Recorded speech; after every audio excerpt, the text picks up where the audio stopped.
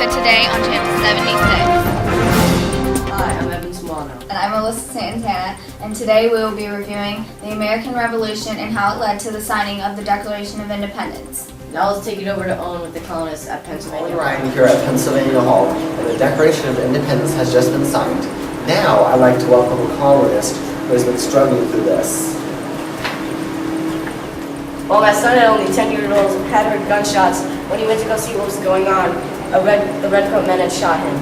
An uncalled for fire had gone off, alarming everyone. Friends and family all around the colonies were getting very outraged.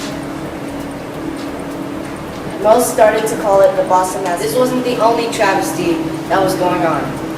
Taxes were going around everywhere. Parliament had the authority to tax us for tea, paper, glass, lead, and paint. I blame it on the French and Indian War. Parliament just needed money. I somewhat understand what it's like to know about the amazing economic potential with all the animals. Anything to get their hands on it. The only positive thing I can be thinking of is that there wasn't as many British soldiers in the colonies. Thank you, Andrew, for talking with us about some background information on the causes of the Revolution and the Declaration of Independence.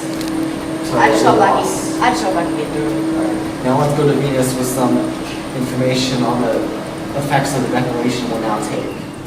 Well, Owen, there's some pros and cons to this Declaration of Independence. Some pros would be that they can make their own democracy, and America can now line up with the French after the French and Indian War. Because they still wanted revenge on the British for losing the 7 Years' War, some of the cons for our colonists in America is that some of the colonists have friends and family in Britain that they don't want to have any issues with, as well as after reading the Declaration, it says nothing about women, African, Native, or Indian Americans, only gives the advantage of the Declaration to the men of America.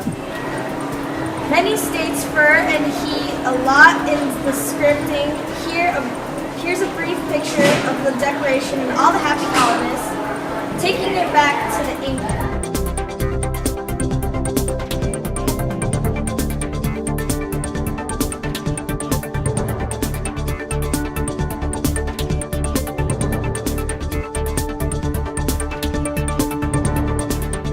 Wow, that was some in-depth information on the cause and effects of the American Revolution and Declaration.